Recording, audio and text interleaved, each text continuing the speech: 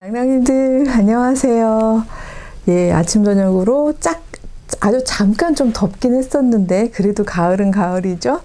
예, 오늘 성경 말씀이 그 묵상이 그렇게 아주 길 것 같지 않아서 앞에 오프닝 부분에 글쎄 이건 뭐 광고까지는 아니고 살짝 말씀을 드리는 것 중에 하나가 아시다시피 제가 이 유튜브 한 목적이 이제 몇 가지가 있는데 그 중에 하나는 이제 우리 공부하고 싶은 젊은 기왕이면 여자 이제 청년들에게 배움의 기회를 저희가 막 용기를 북돋아 주기 위해서 장학금을 좀 줄 수 있으면 좋겠다. 그래서 제가 100% 수익 100%를 계속 맨날 제가 이거 들고 있어서 100을 못 하는데 100% 하면서 지금 3년이 넘었잖아요.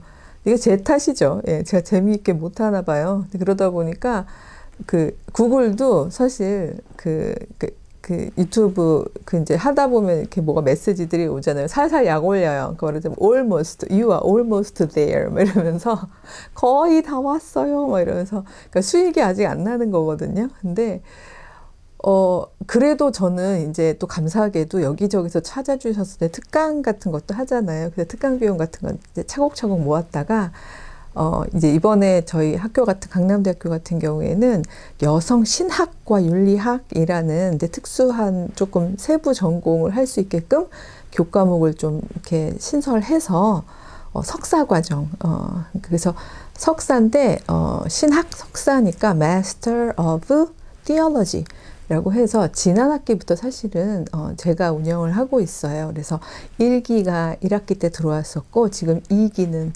정말 너무너무 귀하게 이제 1기 때 3명 들어왔었고 2기에도 지금 1명밖에 안 들어와 있기는 한데요. 그래서 이제 야금야금 숫자보다는 내실을 기하기 위해서 애를 쓰는데 다들 막 어려운 상황에서도 공부를 하겠다고 그러는 친구들이라 우선은 제가 혼자 열심히 뛰어서 뭐래도 좀 어떻게 도와볼까 하고 있기는 한데 그래도 이제 제가 저도 나이가 들어가잖아요. 그래서 예, 그렇다고 이게 구독과 좋아요를 많이 해주세요. 이런 어떤 요청보다는, 어떤 방식으로든지 이걸 조금 더 활성화를 해야겠다는 생각을 지금 막연하게 하고는 있거든요.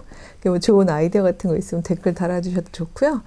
또 같이 성경 묵상 하시면서 조금 나누고 싶으신 분들 있으면 또 함께 또 이렇게 좀 나눠도 주시고 하면 좋겠습니다. 저 오죽하면 요즘에 진짜 천고마비 계절이 오는지 허리에 살도 찌고 그래서 훌라후프 연구실에서 이제 공부하다가 훌라후프 돌리다 그 생각도 했어요. 훌라후프를 돌리면서 성경 묵상을 하면 좀 남다르려나? 별 생각을 다 해보고 그랬는데 어쨌든 많은 생각이 드는 즈음이라 오늘 묵상이 그렇게 길 것 같지 않아서 앞부분에 살짝 이야기를 나누어 보았습니다. 네. 오늘은 마가복음 6장 들어가거든요.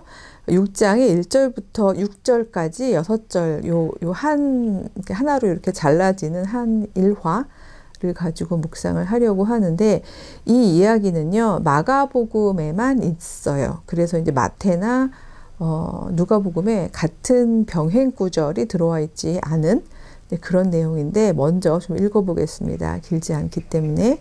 예수께서 거기를 떠나사 고향으로 가시니, 여기서 거기라고 이야기하면 아시겠지만 혈루병 걸려서 12해 동안 앓았던 여성이 있었죠. 그 다음에 회당장 야이로의 딸까지 구해가지고 이제 그러니까 죽음에서 살리신 바로 그 에피소드가 있던 장소를 떠나서 고향으로 오신 거죠.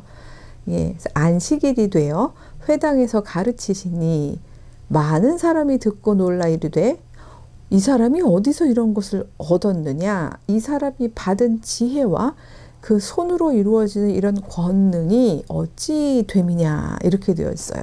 두 가지에서 놀라는 거죠. 일단 고향으로 왔기 때문에 예수님에 대한 어린 시절의 정보라든가 예수님의 출신에 대한 것들을 알고 있는 사람이죠.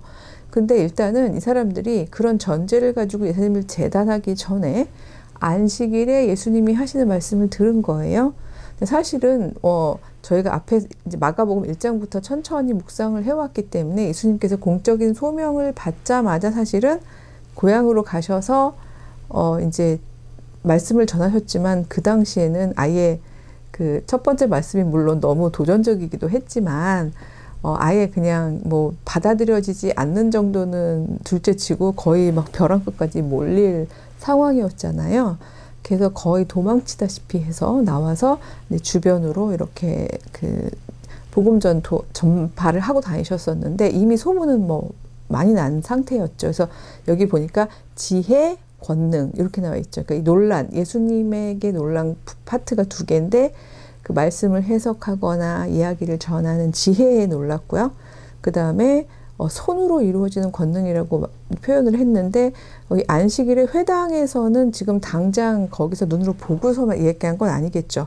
많이 들었겠죠. 이 사람, 그러니까 예수님이 어떻게 손으로 그동안 기적, 그쵸? 권능을 많이 행해왔느냐는 들었거든요. 그래서 이 두 가지 일단 놀라요. 그러면서 이 두 개에 놀라면서 그 행위 자체에 대한 논란보다는 관심사가 여기 있어요. 어디서 이런 것을 얻었느냐. 오늘 그 묵상의 제목으로 해야 될 것 같은데요. 어디서 이런 것을 얻었느냐. 이 질문을 하는 뭐 일종의 이런 질문을 하게 되는 사람들의 심리라고 해야 될까요? 아니면 기준 이런 거에 대한 묵상이 될 것 같습니다. 왜냐하면 3절에 보면 이런 말이 나옵니다. 이 사람이 마리아의 아들 목수가 아니냐. 두 가지가 이 한 그러니까 문장에서 드러나죠. 1. 마리아의 아들. 다 아실 거예요. 이 구약을 쭉 따라하다 보면 어떤 그 사람의 그 가문을 혹은 출신을 이야기할 때 누구누구의 아들 할 때 되게 아버지의 이름이 나오죠. 그래서 뭐 아버지 예를 들어서 뭐 눈의 아들 여호수아 이런 식으로요. 그리고 그 아버지도 유명하지만 대충 그런 동네 사람들 아니까요.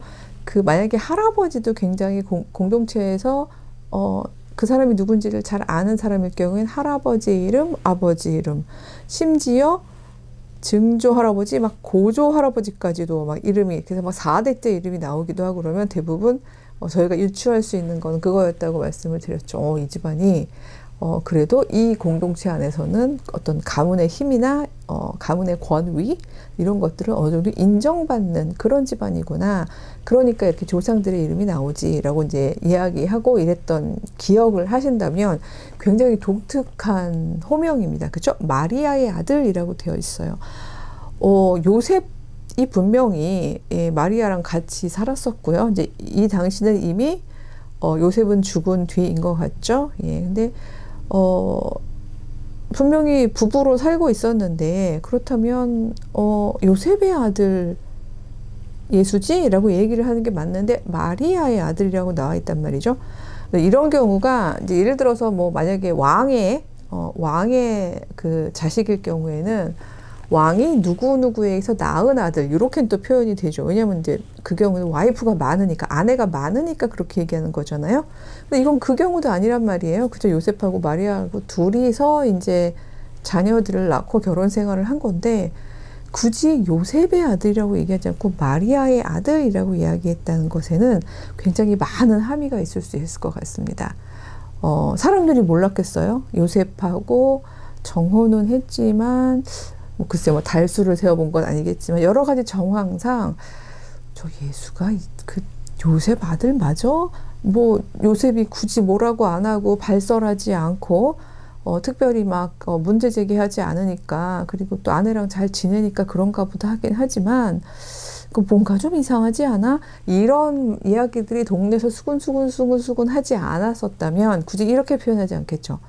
그쵸? 아버지의 권위를 가지고 아버지의 아들, 요셉의 아들 아니야? 라고 얘기했을 텐데 물론 이제 마태나 누가였나요? 이렇게 보면은 비슷한 그러니까 똑같은 방식으로 편집된 건 아니지만 비슷한 본문으로 나올 때에는 요셉의 아들이라고 표현하는 부분도 있어요. 근데 그 경우에는 글쎄 뭐 물론 이제 마가복음이 사실 이제 먼저 쓰여져 있고 마가복음하고 큐라고 하는 예수님의 어록 이 두 개를 참고해서 마태랑 누가가 쓰여졌다. 이제 우리가 이렇게 공부하고 있잖아요. 근데 그렇게 보자면 마가복음이 훨씬 먼저라고 본다면 오히려 마리아의 아들이라고 얘기한 게 더 사실은 먼저 기록된 게 아니었을까 생각할 수 있고요.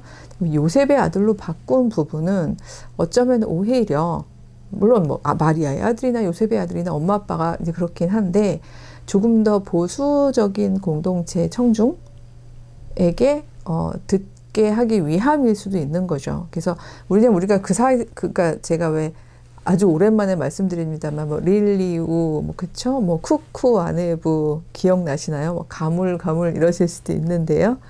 예, 뭐 리브 워구워 막 이런 그 어떤 이야기를 구분하는 세 가지 장르에 대한 이야기를 저희가 했었잖아요.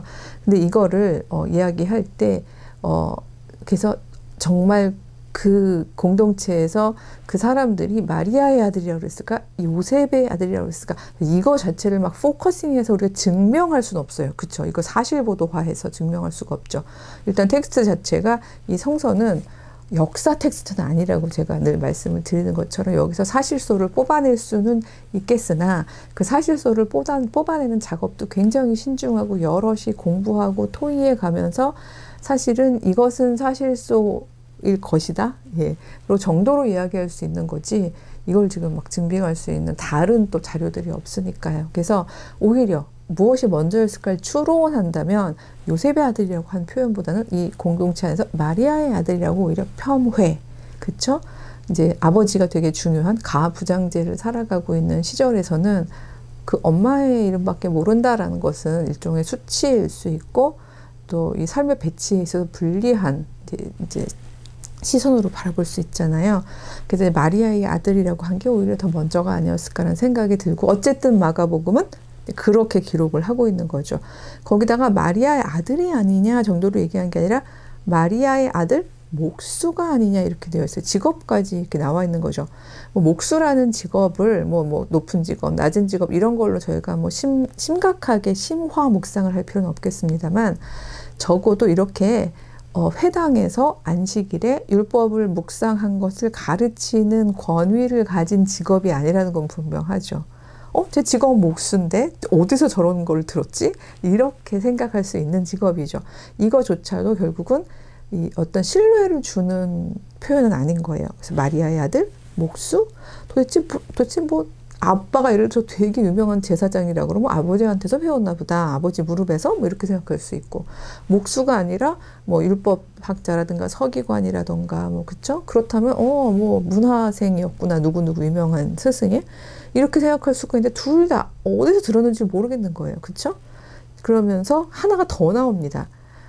야고보와 요셉과 유다와 시몬의 형제가 아니냐. 그 누이들이 우리와 함께 여기 있지 아니하냐 하고 그 다음에 예수를 배척한지라 이렇게 되어 있어요.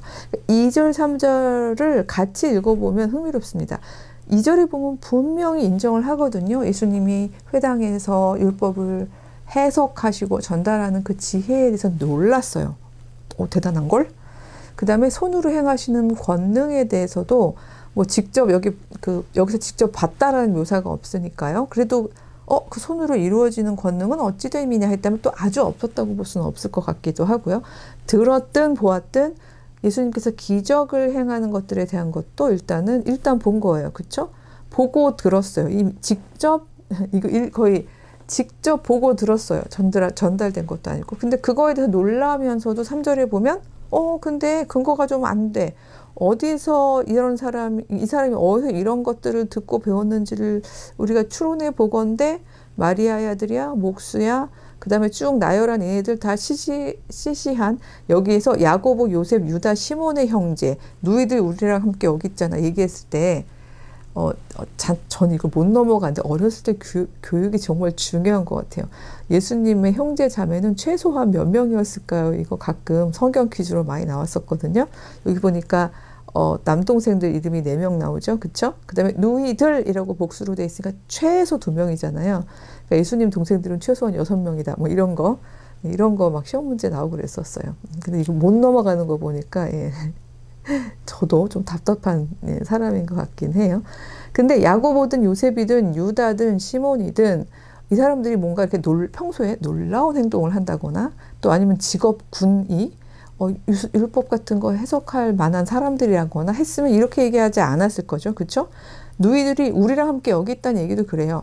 물론 고향에 있다라는 어떤 그 1차적인 의미일 수도 있겠지만, 왜 우리 가끔 표현할 때 그런 얘기 하잖아요. 걔는 좀 우리랑 달라. 이런 표현 하죠. 그래서 우리가 생각하는 거랑 되게 다른 방식으로 생각해. 뭐 이런, 어쨌든, 쟤는 그래도 좀 나은 아이지. 약간 이런 표현 할 때요.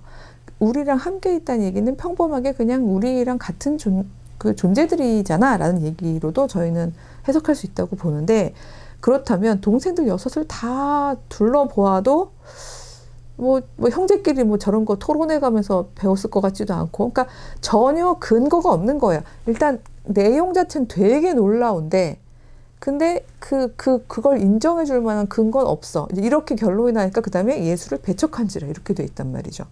그러니까 이게 참, 저는 이런 부분이 너무 슬픈 게, 우리의 삶도 마찬가지인 것 같아요. 이 예수님 시절만이 아니라 우리가 누군가가 굉장히, 저 이야기는 참 깊다. 저 이야기는 굉장히 새롭다. 저 이야기는 생각해 볼 만하다. 그래. 저런 방식으로 이해한다면 우리의 삶이 조금 더 풍요롭거나 건설적이거나 아름답거나 포용력이 있게 살 수 있겠구나. 여러 가지. 이렇게 좋은 이야기들이 많이 있잖아요. 근데도 그 사람의 배경을 보는 거죠. 그 집안이 어떤 집안이냐, 아니면 학위가 있느냐, 아니면 좋은 대학교의 어떤 포지션이 좋은 교수냐, 이런 것들을 따져가면서 그 사람의 말에 더 많은 권위를 부여해 주기도 하고, 아니면 내용과 상관없이 전혀 기회를 주지 않기도 하잖아요. 그래서 저는 요즘에 그러니까 어떻게 살살 그러니까 후방으로 갈까? 어떻게 아이러니기도 하네요. 맨 앞부분에서는 제가 열심히 뛰면서 이제 학생들 장학금도 벌고 막 이런다고 말씀을 드렸습니다만, 사실은 그럼에도 불구하고 이제 뛰기에는 제가 얼마나 오래 뛰겠어요, 그렇죠? 해서 아예 전면적으로 접는 뜻은 아니지만, 그래도 그러니까 어떤 자리들이 주어졌을 때요, 여지가 마이크 여성 신학자가 사실은 청중, 더군다나 교회 청중을 향해서 마이크를 잡는 기회가 많지 않거든요. 그래서 제가 혼자 독점하는 것보다는 제가 봤을 때 저 후배는 참 교회에 어떤 새로움을 줄 수 있는 이야기를 할 수 있겠다 싶으면 이제 가끔 제가 소개하기도 하고 그러거든요. 근데 안타까운 거는요, 그럴 때마다 그래도 학위가 있고 어떤 학교에 어떤 자리를 잡고 있고 한 사람들을 추천했을 때는 그래도 비교적 이제 수긍을 하시는 분들이 많은데, 분명히 어떤 공적인 메시지를 전하고 있고요. 텍스트도 있고요.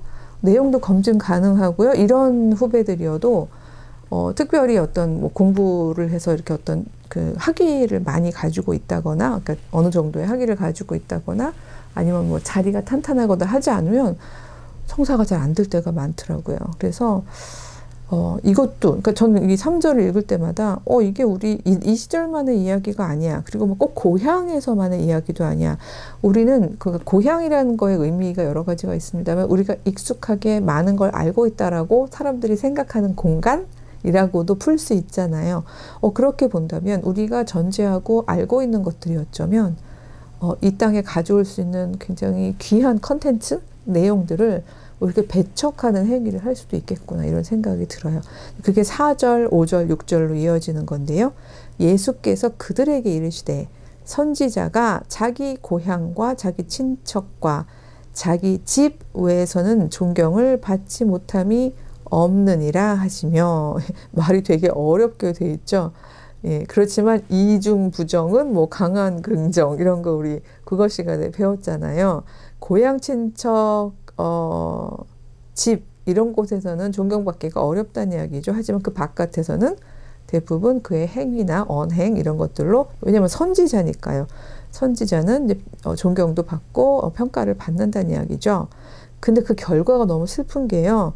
인정욕구야, 예수님이 인정욕구 채우시려고 고향으로 가신 건 아니니까 이 부분은 슬픈 게 아닌데 5절이 슬픕니다. 거기서는 아무 권능도 행하실 수 없어 다만 소수의 병자에게 안수하여 고칠 뿐이었고, 이렇게 되어 있죠. 아니, 예수님의 권능이 그 사람들이 이렇게 배척하면 효과가 없나요? 이렇게 질문할 수도 있겠죠. 그리고 제가 지난주에 말씀드렸던 이야기처럼 존재의 흐름 뭐 이런 얘기할 때, 그리고 이제 그 소녀가 일어나는 얘기하고 그럴 때도 예수님이 그 기적을 행하실 수 있다고 믿는 믿음이 강한 사람과 마주했을 때 예수님께서 비로소 예수님 안에 있는 치유의 능력을 흘려내보내셨다. 뭐 이런 이야기들도 저희가 하고 그랬었는데, 그렇게 보면 저희가 나름 이런 추론을 해볼 수도 있는 거예요. 아, 예수님 안에는 꽉 찬 권능, 그 치유의 힘이 있으시지만 그 권능의 힘은 상응해야지만 발휘되는구나. 이렇게도 저희가 충분히 추론해 볼 수 있는 거죠. 그래서 왜냐하면 거기는 아무 권능도 행사하실 수 없는 이유는 사람들이 배척하고 예수님의 어떤 그 치유의 은사, 손이 하는 권능을 퀘스천, 그러니까 어찌 됨이지? 어디서 왔지? 이제 이런 어떤 지금 헬리콥터가 되게 시끄럽게 지나가고 있네요. 어찌 됨이지? 그런 어떤 질문만 하고 있고, 이 질문도 순수한 호기심이 아니라 상당히 어떤 깔보는 질문이잖아요. 그리고 자기들 나름대로 잠정적인 대답을 내렸잖아요. 별 볼 일 없는 집안의 애잖아.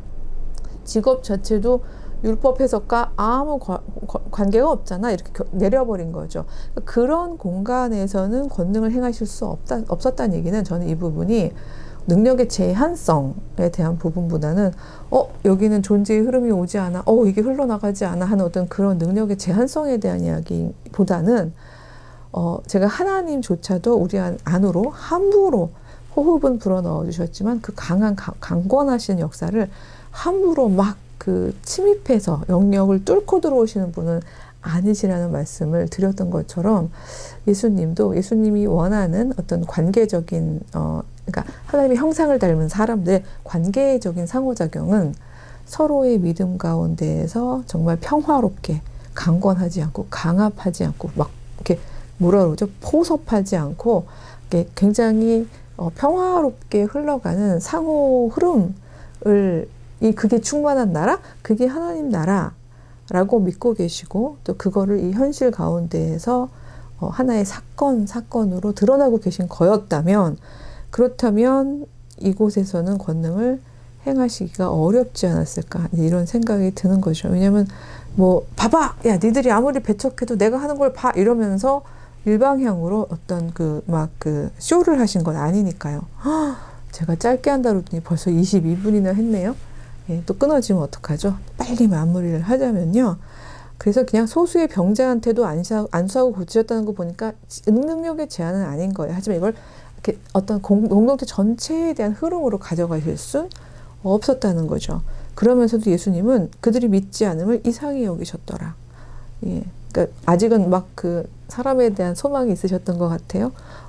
왜 이 공간에서는 흘러가지 않지? 라는 부분을 이상히 여기셨다는 건데요. 이것도 사실 조금 할 말이 있긴 했는데 지난번처럼 까매져가지고 안녕하기가 좀 죄송해서 이 정도에서 오늘은 마치고, 월요일 아침이라서인지 막 여러 분주하네요. 막 옆방 선생님은 막 들락날락 하시고, 이렇게 저는 분주한 월요일 아침이지만 우리 여러분도 또 한 주간 믿음 안에서 성경 말씀 잘 붙잡고 묵상하시고 승리하시는 한 주간 되시기 바랍니다. 네, 안녕.